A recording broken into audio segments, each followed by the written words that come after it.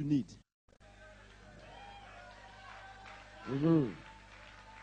Et quand on a commencé, c'est parti. L'anglais a commencé à sortir, mon frère. Alléluia. Et le peuple qui était en face, un gars s'est levé. That's right. Il dit, you got it, you got it, you got it. Et eux, ils étaient en train de me stimuler. Maintenant, ils me soutiennent à prêcher en anglais. Leur attitude me stimulait. Et malgré mes fautes, j'ai parlé un anglais sérieux ce soir-là.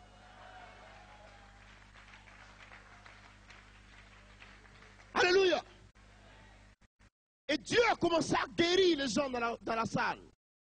Des Syriens étaient guéris, des gens malades, qui avaient des problèmes mentaux. Des gens qui avaient des cancers, des guérissons dans la salle. On me dit non, ne va pas. Je dis non, je pars à Philadelphie ce soir. Ils disent non, il faut rester. On va organiser une croisade dans 2 jours. Ils veulent faire une publicité partout. Je dis non. Laissez-moi partir. Un grand niveau de croisade, il faut que je cultive un peu l'anglais. Comment vous faites-vous? Aujourd'hui, là, le Saint-Esprit m'a aidé.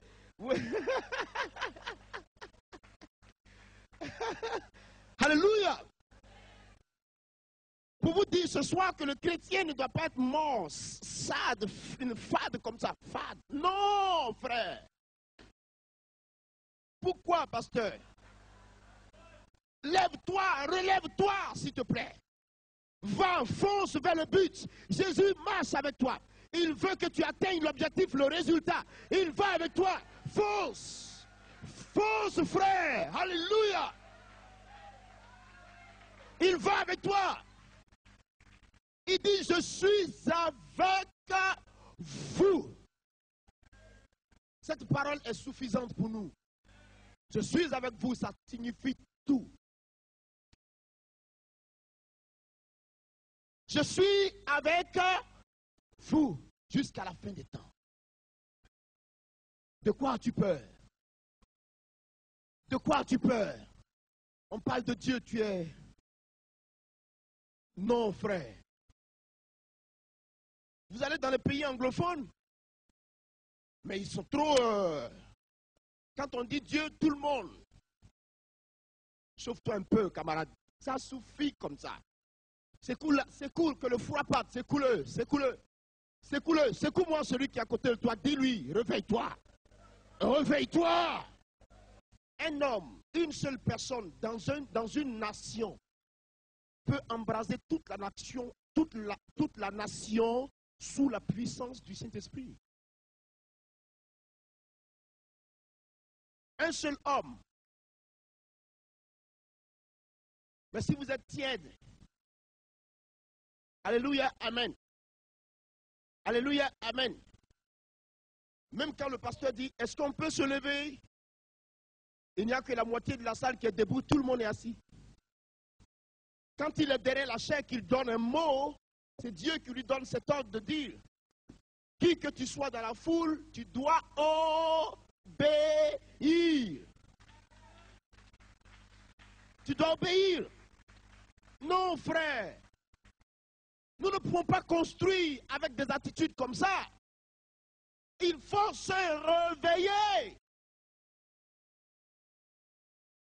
La francophonie est en retard. Parce que nous-mêmes, nous cultivons notre propre retard. Il faut se réveiller. C'est le temps de la relève. C'est le temps de la grande moisson. C'est le temps de la revendication divine. C'est le temps du relèvement. C'est le temps du mouvement de Dieu. C'est le temps, frère.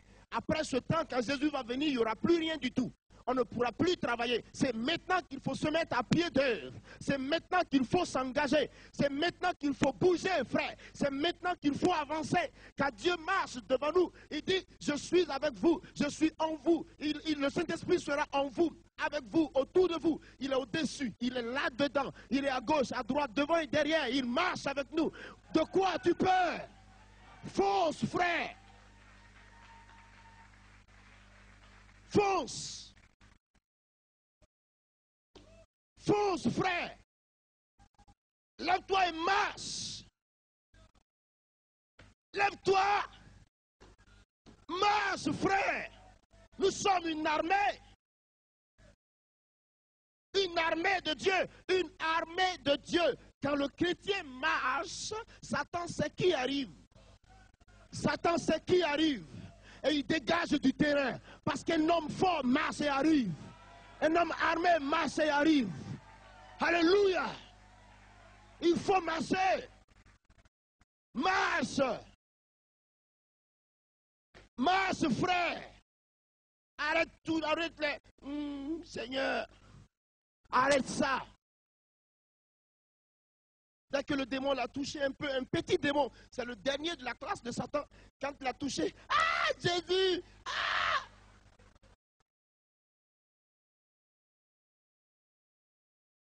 Pourtant, il ne peut même pas s'approcher de ton autorité. Dès que tu dis, tu es vaincu au nom de Jésus, il tombe. Mais tu laisses ton autorité et puis tu dis, Jésus, regarde le petit démon. Oui, frère, il faut arrêter ça.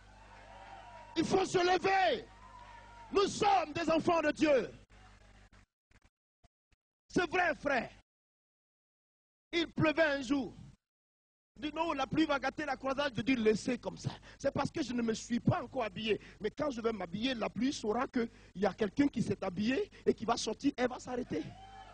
Calmez-vous. Elle saura. Je ne me suis pas encore habillé. Attendez. Il dit tu es sérieux? Je dis oui, je suis sérieux. Tu verras qui est mon Dieu aujourd'hui. La pluie va arrêter l'œuvre de Dieu. Quand je me suis habillé, qu'on est sorti, la pluie est coupée. J'ai dit, c'est quoi ça? Il dit, qui tu es? J'ai dit, je ne suis pas qui je suis. C'est Jésus de Nazareth qui est à l'œuvre. Tout récemment, nous sommes allés en Guadeloupe. Au début de novembre, là. Nous sommes allés en Guadeloupe. Le même jour que nous sommes arrivés, on dit, ah, demain, il y aura un cyclone. On dit, il y a un cyclone. On devait commencer la croisade le même soir que le cyclone devait arriver. J'ai dit, vous dites quoi? Un cyclone, ici. Qu'est-ce que vous... Attends, vous dites quoi, vous? Vous dites quoi, là? Un cyclone, ici en Guadeloupe. Hein? Un cyclone, comment il s'appelle votre cyclone? On dit, il s'appelle Josué. Ah bon? Et le cyclone Josué va arrêter la puissance du grand Dieu. Ah oui? Vous êtes sûrs? J'ai dit devant tous les Guadeloupéens, cette année, vous verrez qu'il y a un Dieu, créateur du ciel et de la terre. C'est ce Dieu-là qui m'a envoyé ici. Un cyclone ne m'a pas envoyé. Le cyclone sait qui je suis devant Dieu. Frère, vous savez ce qui s'est passé? On a commencé la croisade. Prêcher, prêcher. Dieu s'est tellement manifesté ce soir-là. J'ai dit, Seigneur, je te rends grâce parce que tu es dans le ciel guadeloupéen.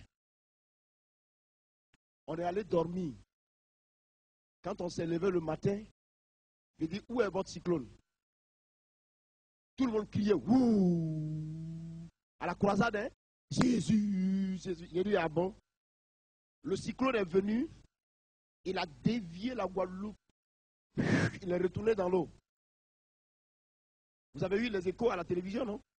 C'est parce qu'on était là-bas, Jésus te l'a largué net. Cyclone.